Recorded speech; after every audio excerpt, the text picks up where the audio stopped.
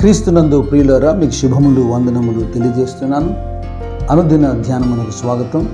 ద్వితీయోపదేశకాండం 28వ అధ్యాయం ఈ దినం మన ధ్యానాంశంగా ఉంది. ఈ అధ్యాయము ప్రతి ఒక్కరికి చాలా సుపరిచితమైన అధ్యాయం. కారణం సుదీర్ఘమైనటువంటి విషయాలు. ఒకటి ఆశీర్వాదం, రెండవది శాపం.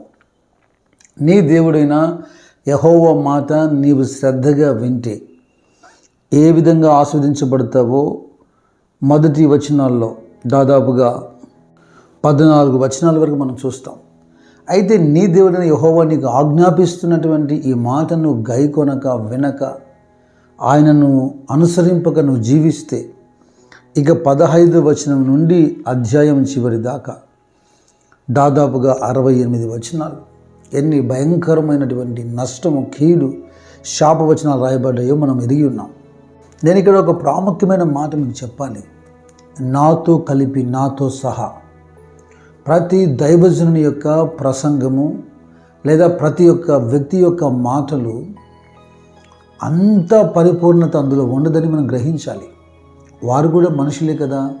వారి జ్ఞానాన్ని బట్టి, అనుభవాన్ని బట్టి, వారు నేర్చుకున్న విధానాన్ని బట్టి మాట్లాడుతూ ఉంటారు.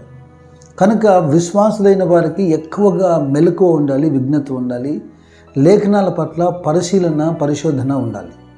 ఎందుకు ఇలా నేను చెప్పాల్సి వస్తుందంటే, ఆత్మీయతను, ఆశీర్వాదాన్ని వేరుగా చూస్తున్న దినాలు ఇవి. పూర్తిగా వేరుగా. ఒకడు కొద్దిగా దీవించబడ్డాడు, ఆస్వాదించబడ్డాడు అంటేనే వెంటనే వీడియోలు చేస్తూ ఆశీర్వాదం అంటే ఏంటి బ్రదర్ అని ప్రశ్నించే వాళ్ళు లేకపోలేదు. వారి దృష్టిలో ఆత్మీయంగా అంటే దీన దరిద్రులుగా బ్రతకడమే ఆత్మీయత అని కొందరి ఉద్దేశం. నేను అలా ఉండకూడదని చెప్పట్లేదు. అలాగని బాగా డబ్బే ప్రాముఖ్యంగా బాగా సంపాదించుకునే వారిని చూసి దేవుని ఆశీర్వాదం అంటే అసహించుకునే వారు లేకపోలేదు. అమాయకులుగా ఎంత ఆస్వాదించబడినా, దీవించబడినా మాదిరిగా ఉండేదానికి ఎందుకు చేత కాదు? నీ దేవుడైన యెహోవా మాట నువ్వు శ్రద్ధగా విని, నిర్గమకాండము 15:26లోను నేను స్వస్థపరచు యెహోవా నేనని, లేవియాకాండము 26వ అధ్యాయంలో 3-5 వచనాల్లో నీ సకాలంలో నీకు వర్షాన్ని ఇస్తానని, నీ భూమి ఫలించినట్లుగా దీవిస్తానని, అంటే మచ్చుకు కొన్ని విషయాలు మీ మధ్యలో ఉంచుతున్నాను. ద్వితీయోపదేశకాండం 7వ అధ్యాయం 12వ వచనంలో నిబంధన స్థిరపరుస్తానని. ఇవన్నీ దేనికి? నీ దేవుడైన యెహోవా మాట నువ్వు శ్రద్ధగా విని వారి ప్రకారం ఆచరిస్తే. ఒకవేళ ఇలాగ మనం ప్రశ్నించుకోవచ్చు, సమస్త జనముల కంటే నేను ఎక్కువగా నిన్ను దీవిస్తాను, ఆస్వాదిస్తాను, నువ్వు పట్టణంలో దీవించబడతావు, పొలములో దీవించబడతావు, నువ్వు బయటికి వెళ్ళినప్పుడు దీవించబడతావు, లోపలికి వచ్చినప్పుడు దీవించబడతావు, నీ పిండి పిసుకు తొట్టి దీవించబడుతుంది, నీ పశువులు దీవించబడతాయి. ఇక 8వ వచనంలో నీ కొట్లలో నువ్వు చేయు ప్రయత్నంలో నువ్వు దీవించబడతావు, నీ చేతి పనుల మీద ఆశీర్వాదం ఉంటుంది, ఏ శత్రువు నీ ఎదుట నిలవలేడు, ఒక మార్గంలో వాడు వచ్చి 7 మార్గంలో పారిపోతాడు, నువ్వు అప్పు చేయవు, ఇచ్చువానిగా ఉంటావు.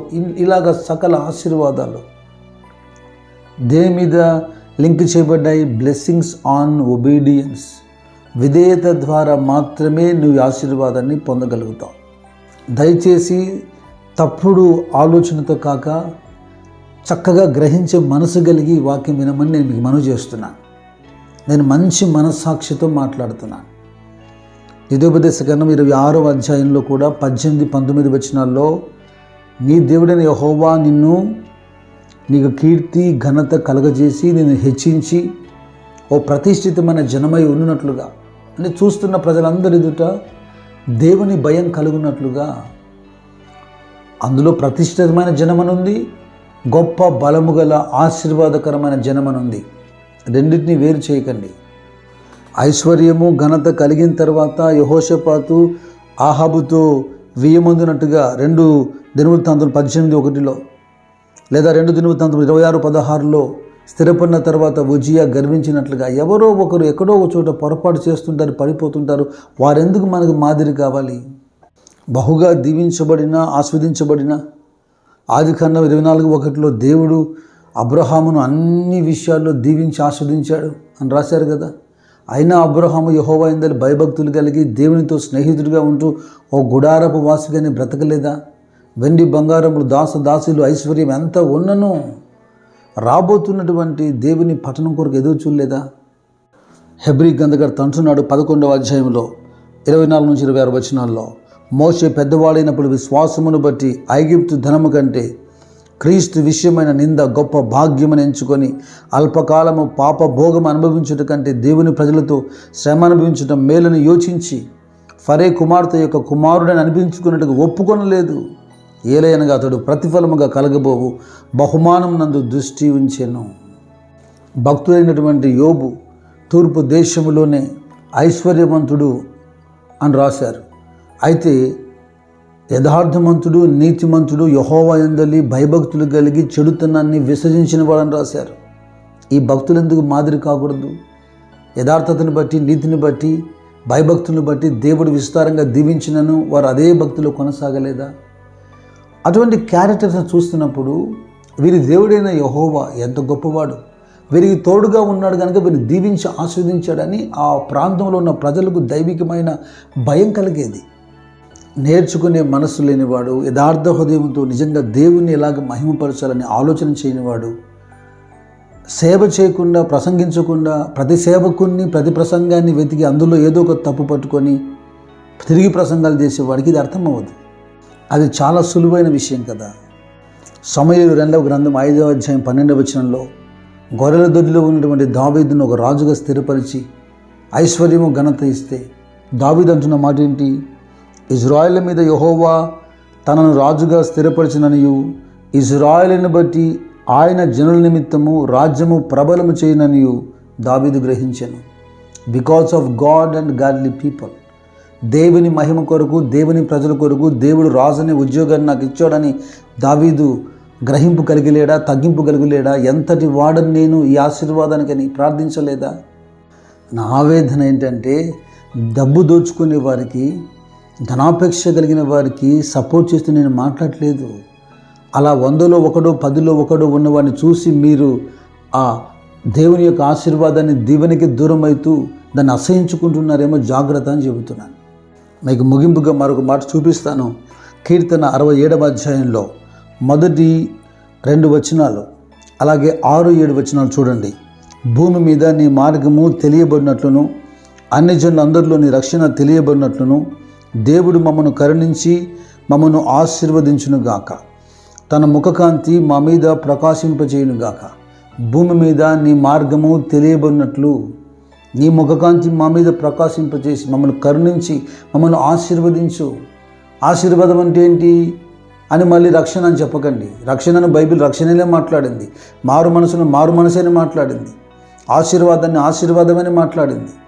మీరు 6, 7 వచనాలు చూస్తే మా దేవుడు మమ్మను ఆశీర్వదించును. 2వ వచనం, దేవుడు మమ్మను దీవించును. బూదిగంత నివాసులందరూ ఆయన యందు భయభక్తులు నిలుపుదురు.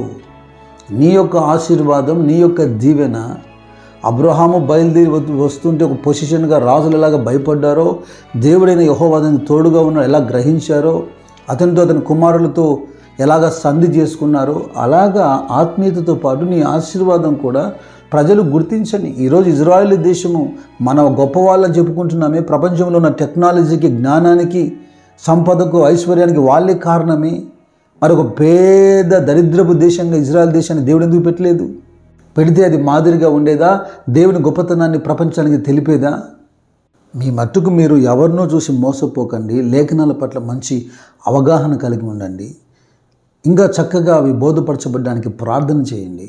ఏదేమైనా దేవుని బిడ్డలుగా మీరు ఆత్మీయంగాను భౌతికంగాను మీరు దీవించబడడం, ఆశీర్వదించబడడం దేవుని ఉద్దేశం. ఆ మాటకు వస్తే అనుదిన ధ్యానాల్లో ధ్యానిస్తున్న ద్వితీయోపదేశకాండం 28వ అధ్యాయం పూర్తిగా భౌతికమైన నీ ఇంటి మీద, నీ చేతి పనుల మీద, నీ పశువుల మీద స్పష్టంగా పలుకుతున్న ఆశీర్వాదం.